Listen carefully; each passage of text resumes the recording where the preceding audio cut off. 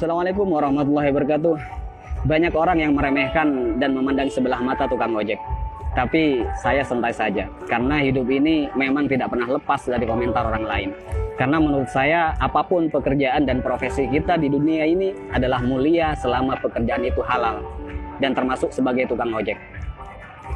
Menurut saya, ojek adalah pekerjaan yang membuat kita menjadi lebih tenang, santai, bebas, dan leluasa. Karena pekerjaan ini bisa mengatur waktu kita sendiri, dan bukan kita yang diatur-atur. Ada yang mengatakan hidupnya kurang beruntung karena jadi tukang ojek. Justru menurut saya, jadi tukang ojek adalah keberuntungan yang luar biasa. Karena profesi ini mampu memanage waktu kita sendiri, terutama waktu untuk beribadah kepada Allah Subhanahu wa Ta'ala. Ketika menjelang waktu sholat, kita bisa mematikan aplikasi dulu untuk menjalankan kewajiban sholat tepat waktu dan bahkan berjamaah di masjid. Kalau pekerjaan yang lain, saya rasa belum tentu bisa. Tak mengapa kita dipandang hina oleh makhluk. Yang terpenting tidak hina menurut pandangan Allah Subhanahu wa Ta'ala. Intinya tak perlu mendengarkan apa kata orang selama profesi yang kita geluti tidak keluar dari yang namanya koridor syariat. Syukuri seperti apapun keadaan dan kondisi kita, dan jangan selalu membandingkan dengan hidup orang lain agar kita tidak menjadi orang yang kufur nikmat. Dan yang perlu diingat, apapun profesi kita tetap harus Allah yang dijadikan prioritas dan tujuan utama. Karena Allah menciptakan kita, wa ma khalaqtul jinna wal insa illa liya'budun. Tidaklah aku menciptakan jin dan manusia semata-mata hanya untuk beribadah kepadaku. Maka apapun status kita, apapun profesi kita dan pekerjaan kita, dan apapun peran kita dalam hidup, niatkan semuanya untuk ibadah kepada Allah Subhanahu wa Ta'ala. Ada sedikit motivasi dari saya, semoga bermanfaat. Bismillahirrahmanirrahim. Banyak orang kaya gelisah dengan kekayaannya dan hitung-hitungan dalam bersedekah, bahkan bersifat pelit dan kikir.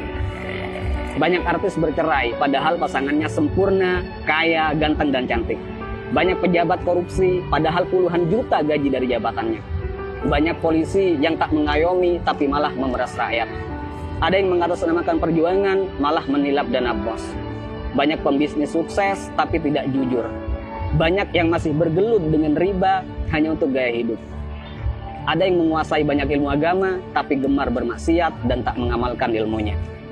Ada yang gemar berdakwah tapi tak mampu mendakwahi dirinya sendiri. Ada yang suka minum khamr, narkoba, dan berzinah dengan alasan kesenangan. Ada yang sudah berkeluarga dan bahkan punya anak merasa kurang tentram, seolah jauh dari kata sakinah, mawaddah, warahmah. Ada atasan yang suka menyunat uang bawahannya.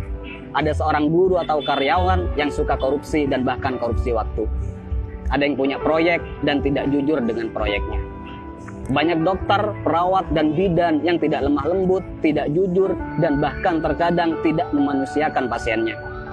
Ada yang sibuk mencari dunia sampai lupa pada Tuhannya dan lalai dalam sholatnya.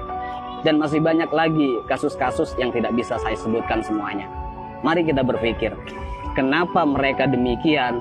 Karena dalam hidupnya bukan Allah yang mereka jadikan prioritas dan tujuan utama. Karena jika Allah yang mereka jadikan prioritas dan tujuan utama dalam hidupnya, maka sangat mustahil mereka berbuat demikian.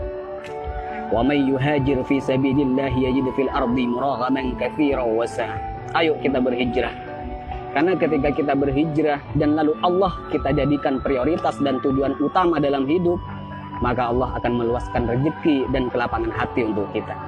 Dan ketika hati kita sudah lapang dan luas, maka sebanyak apapun persoalan yang kita hadapi dan sebesar apapun masalah yang menimpa kita akan tetap tenang menyikapinya. Karena hati kita lebih lapang dan lebih luas dari masalah yang kita hadapi. Tapi jika dalam hidup bukan Allah yang kita jadikan tujuan utama, maka hati kita akan sempit. Jadi sebanyak apapun harta kita, setinggi apapun pangkat dan popularitas kita, semua malah tak akan henti menggelisahkan dan bahkan membingungkan.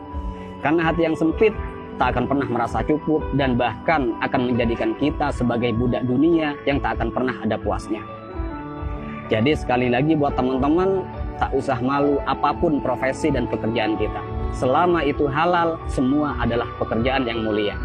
Dan yang terpenting, apapun profesi kita, apapun pekerjaan kita, dan apapun peran kita dalam kehidupan, niatkan semuanya untuk ibadah dan jadikan Allah sebagai prioritas dan tujuan utama. Dan jika kita galau, gelisah, sedih, gundah gulana, hati tidak tenang, maka perlu kita cek. Pasti ada kesalahan dan maksiat yang kita lakukan. Dan sudah pasti kita meletakkan dunia di atas Tuhan. Dan juga saya pastikan hubungan kita dan Allah sudah tak lagi mesra.